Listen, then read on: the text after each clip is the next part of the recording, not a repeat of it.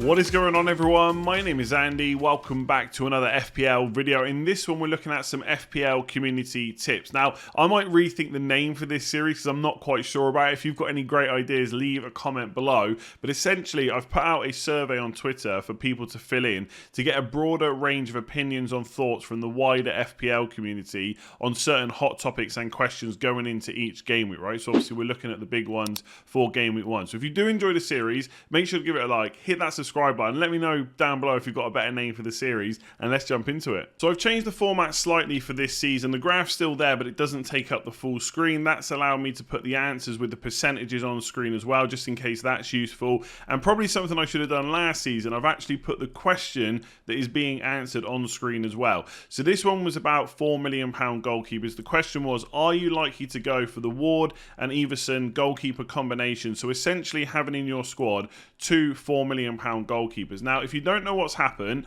I'm recording this on Wednesday evening. It's going out on Thursday morning, so hopefully nothing major changes overnight. But Everson has been priced for Leicester at £4 million.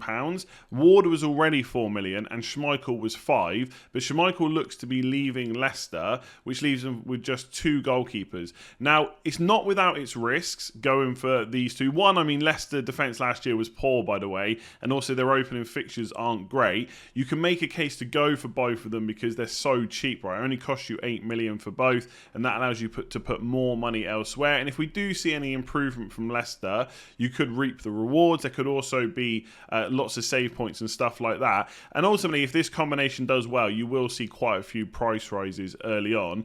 There is some risk that they might sign another goalkeeper to be the number 1, and then you're stuck with 2 non-playing goalkeepers. And realistically, no one's going to leave 0.5 million in the bank just in case that happens. So you would be pretty stuck and have to make 2 transfers. Now, a lot of people are going to tell you that's not going to be the case. They're definitely only going to sign a third choice goalkeeper, but I think there is risk there, okay? So when we kind of found out Schmeichel was leaving, there was a quote that said that Ward was probably going to be the number 1, but that's not even guaranteed anyway. There was another quote that said they'll only look to bring in a third choice keeper, but then a different journalist, maybe an hour or 2 later, said they've been linked with Dubravka. So it's hard to know. Personally, I'm not convinced that this is worth the risk over 0.5 million. Leicester goalkeepers and Sanchez at Brighton rotate pretty nicely. That rotation is only good if we definitely find out whether Ward or Everson is the main goalkeeper. But I don't think I'm going to go for this. There was a lot of excitement when it was first announced. I can't believe Everson even came in at 4 million, but it is what it is. But I think realistically, there's just too much risk for me to go for it. So I'd probably be more likely just to get Sanchez if I wanted to spend as little as possible. In terms of people that answered the survey, most people, as you'd imagine, are steering clear. This was asked not long after the price, so there probably was a bit of excitement. I suspect if I asked this question again in a couple of days, the yes over 20% would definitely be lower. But there's definitely some people that are interested because you can do some pretty nice things with £8 million goalkeepers. You can have Harden and Jesus up front. You can have your £8 million midfielder, and you can have a pretty decent back 5. So there's definitely lots of reward with it as well, but definitely some risk to go along with that. So I know we've talked about 8 million midfielders quite a lot, so I'll try not to go over too much old ground, but I do think it's interesting how people's opinions have changed a little bit. It is worth noting, again, this is a fairly small sample size versus overall FPL managers. Like, signed up on the site, there's about 5 million people already. That'll probably be 6, 7, maybe even 8 million by the deadline. This survey was carried out by about 1,600 active FPL managers that follow me on Twitter. So it is a little bit smaller, but I still think it's a pretty good representation. And any time I've taken data from teams that have been sent to me or done a survey during pre-season, Diaz has come out on top as the best £8 million midfielder. I think at one point out of a sample of teams I collected, he was over 50%. So he's dropped a little bit. And I think there's 2 key reasons why that is and why Saka is now top of the list. One, I think people think Saka is on penalties. I should say at this point that is not 100% guaranteed. There is a video of Odegaard going around, like an interview he had, where he was asked about penalties. Apparently the person that asked him, the journalist, is quite into FPL, and he said he thinks it's going to be Saka, because obviously Saka has scored 3 of the last 4, but he kind of went on to say, but maybe it'll be whoever's feeling good, right? So we don't know for sure. I would still put Saka maybe slightly higher than the rest because he has scored his last 3 of 3, and taken 3 of the last 4, but it's not guaranteed. The other reason why I think Diaz has gone down a bit is because I think people are moving to go for Robertson as their third choice kind of Liverpool player. If we think that most people have got Salah and Trent, it's all about that third one. I think a lot of people are moving to Robertson. Some people would consider him safer, better for minutes, possibly even better for returns when you count clean sheets. Jota could be back in a few weeks as well. I don't think he's going to be back before game week 4, personally, and then whether or not he's ready to start is another question. I'm sure Klopp will want to get him up to scratch pretty quick with European matches around the corner, but I think that's what's playing into the fact that Saka is now going ahead of Diaz. Some people will still be put off by Saka because I think a lot of people will have Jesus and Martinelli as well, but right now 45.5% of everyone that answered thinks that Saka is the best. Diaz is still right up there at 32%. Those two are well clear of the rest. I think Mahrez and Foden could definitely become options at some point, as all Man City attackers do at some point during the season. Maddison I'm completely discounting at the moment. There's talk about him possibly going to Newcastle as well. I'm not quite sure what to make of Leicester, if I'm honest. Kulusevski's still right down at 3%, and then Mount at 11.7%. We probably aren't talking about Mason Mount enough, but I do think that Saka and Diaz are probably still the best options. According to the community, though, Saka's slightly ahead now. So this one was about premium attackers. Which premium attackers will make your game week 1 squad? So you could choose more than one option for this one, of course, because a lot of people have got at least 2 premium attackers. So for example, I would have chosen Salah and Haaland. Now, unsurprisingly, Salah was really high, 92.1%. That is a little bit of a difference to the overall FPL site. That's why I like doing these videos and getting a bit of an opinion from kind of more of the engaged managers, I would say. Like people who are on Twitter discussing FPL or watching on YouTube and stuff are probably a little bit more engaged than your average FPL manager. So on the site, he's close to 60%. But with the ones that replied to me, he's 92.1%. And that is why, as you get through the season, websites like Live FPL are really handy because they will track ownership in the top 100k, which can often be very, very different to what overall ownership is as people have stopped playing and stuff like that. So Salah is going to be huge, right? Those people that are still going to be playing at the end of the season, a lot of them have got Salah, 92.1%. The more interesting thing for me is just how low De Bruyne and Son are. I mean, for me, De Bruyne is the worst option out of these 5. I just think all the other ones are much more likely to get you goals. And I know De Bruyne can assist. I know he's good for bonus points. But I think in terms of racking up hauls over the first 6 weeks, I would just trust the other lot. And I know De Bruyne got like 4 goals towards the end of last season. When he played in the Community Shield, especially a lot in the first half, he was almost like a second striker. So I could be massively wrong with him. But for me, I kind of agree with that percentage.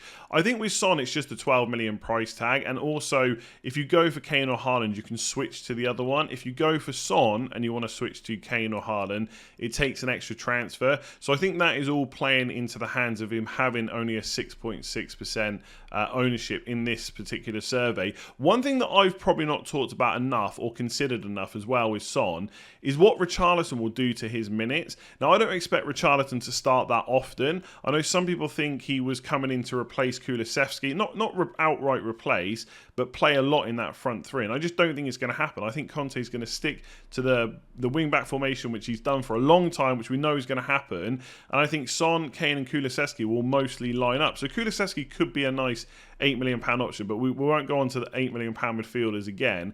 But ultimately, Richarlison is going to get on the pitch, especially with 5 subs, and it could be Kulusevski or Son, or maybe even Kane at times, that he takes minutes from. So I do wonder if we will see a reduction in how many total minutes Son plays. It might not be enough to affect him, and I'm sure the game will have to be won before that happens, and if the game is won, Son has probably got some points. But it is something that's worth noting, right? Now, because there's 5 subs, it might not just be Son that's affected by that. Haaland, Salah and Kane, etc. could all drop minutes as well. But I do think that's something to think about with Richarlison and Son. Could he affect him more than we think? I still think Son's a great pick, but I kind of understand why he's so low owned, at least in this kind of survey that we've done. Probably the most interesting thing is Haaland versus Kane. Now, on the website, Haaland is still ahead. On the last 2 samples I've taken from different data, Kane has been ahead. In one sample, it was like 60% to 39% or something like that. But right now, it's neck and neck with Haaland just ahead. I think people are more coming around to that Bournemouth fixture in particular. And I think the one thing that counts against Kane is in game week 1, you can captain Salah, and in game week 2, he has Chelsea. So Kane's and Son's fixtures really start shining from game week 3 onwards. So I think when the game first came out, everyone was on Haaland. It kind of to start shifting back the other way.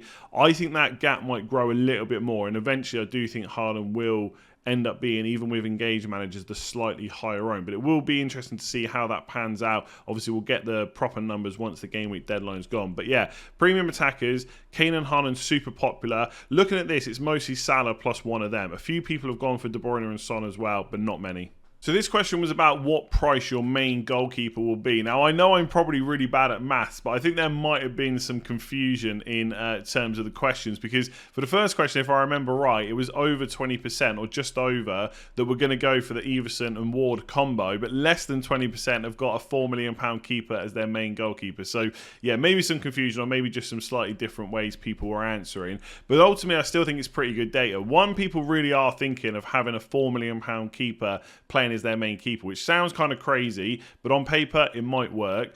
5.5 million is now the least popular. Ederson has been talked about quite a lot. I do think, and I've probably said this a few times during pre-season, that it's very easy to put an expensive goalkeeper in, but when it gets down towards the deadline, you are trying to put more money into your attack, and it's always the first place that you shave a bit of money off. It is that premium keeper. I think Alisson blocks a third Liverpool player. Ederson blocks a third Man City player, which even if you don't want right now, you might want to leave open for Foden, for Mahrez, for Grealish, for Haaland if you start with Kane and you're doubling up on Man City defence. Lots of reasons to not necessarily go for Ederson. And with Lloris, I'm just not a big fan. I think you get Perisic or you risk Doherty or maybe you get Romero instead. So I understand that. Interestingly, 5 million is just ahead of 4.5. I think Ramsdale's made a bit of a resurgence over the last few days. A lot of people liking him. And I think for some people, and myself included, it's about kind of targeting different defences. So as we'll see in a minute, the likes of Trent and James and Cancelo are all really popular. There's not necessarily so many defenders in people's teams from Arsenal, like Gabriel, Zinchenko, Ben White. So it's very easy just to cover that with Ramsdale. Some of those goalkeepers could be like Sarr and Mendy as well, of course, but I think a lot will be Ramsdale. I think we'll see Ramsdale at quite a high ownership before or by the deadline on Friday. And of course, 4.5 still pretty popular. That was the second most popular category. So players like Sanchez, Meslier and Reyes still doing pretty decent and in a lot of squads. So this one was about the popular players. Which of these well talked about players do you own? And now I read that back. I probably should have phrased the question a little bit differently, but it's done now. So out of everyone that replied, Trent was in 98% of teams, which is kind of crazy and well worth it. I don't really see too much reason to go against Trent Alexander-Arnold. He is just too good, too consistent, too many attacking returns in too good of a team and too many defensive returns as well. Jesus is kind of crazy at 94.6%. And look, there's nothing wrong with going without him, right? If you're one of the kind of, 5.4% of people that haven't gone for him, that's okay, right? But you have to be very sure that the person you're going with instead is better, or the combination of players you're going with instead is better. So some people might go from, Jesus down to Martial and then spend that extra million somewhere else. They might go all the way from Jesus down to Mitrovic and spend that kind of 1.5 million somewhere else. So is that combination of players better? And if you think it is, fair enough, but make sure you're damn sure about that because he is very highly owned.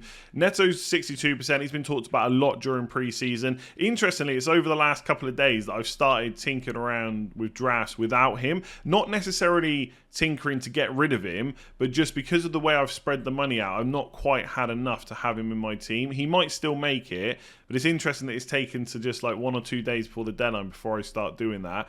Bailey's really creeped up. I think a lot of people think he's going to start against Bournemouth. If he does well, like if Bailey scores a goal in game week 1, I'm pretty sure his ownership will go up straight away ahead of game week 2. One of the reasons for that is when a player like Bailey is 54% owned within the community, and that could go up before the deadline, if he scores, all you're going to see all over Twitter is people talking about Leon Bailey, how you should bring him in, he's looking great, he's super cheap. His price will go up. Obviously on the flip side, if he does badly, he gets taken out of the team, it could go down. But players like him and Neto, like I said, because they're so well owned, they'll be talked about a lot. As soon as a goal goes in, your Twitter timeline will be full of people talking about them, showing their points, etc. And that can easily make their prices go up very quickly. Cancelo, very popular, 84.8%. James, not as popular at 61.8%. That might continue to drop. I've seen a lot of people tinkering around with teams trying to fit in Trent and Robertson and maybe a City defender like Cancelo, possibly Perisic or another 5 million instead. And I've seen a few teams now without James, so that might continue to drop. People could be worried about Chelsea, worried about a new signing. Personally, I'm not. He's almost certainly going to be in my draft if as long as he's fit. But 61.8%, I'd expect that to be a little bit higher. And Perisic is 45%. Again, I'm sure if we'd done this earlier on in pre-season, that would have been higher. Some people have put off by the minutes. Personally, I think he's going to start. It's just whether or not he's going to get to 60 minutes. And probably the least surprising thing of all, Salah looks like he's going to be the most captain player for Game Week 1 by an absolute mile as well. So for everyone that responded, 89.1% are on Salah captain, 7.2% for Kane and 2.1% for Son. I think it makes sense for Haaland to be solo because most people are going to couple Haaland with one of Kane, Son or Salah, and they've all got slightly better fixtures. Nothing to say that Man City and Haaland himself cannot get a few goals against West Ham, but on paper, Fulham and Southampton are definitely better. For me, I'm going to captain Salah. That's partly because I'm probably not going to own a Spurs attacker because of that Chelsea fixture in Game Week 2. If we're looking solely in Game Week 1, I think it's very close. There's some models out there that have Salah quite a long way ahead of Kane or Son this week. And to be fair, they are playing a newly promoted side. But Southampton did not defend that well last season at all. And also, I'm expecting pretty big things from Spurs this year. I don't think they're going to win the league or anything like that. I think Liverpool and Man City are just too far ahead. But Conte has now had a lot of time with them last season. He's now had a full pre-season. I've touched on this before.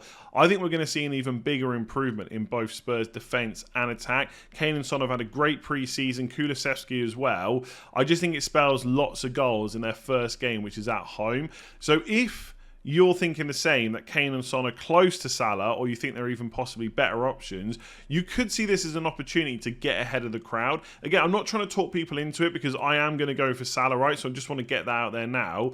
But there are two ways of looking at this, right? You can look at it as an opportunity, or you can say, well, that's pretty scary that Salah's going to be so highly captain.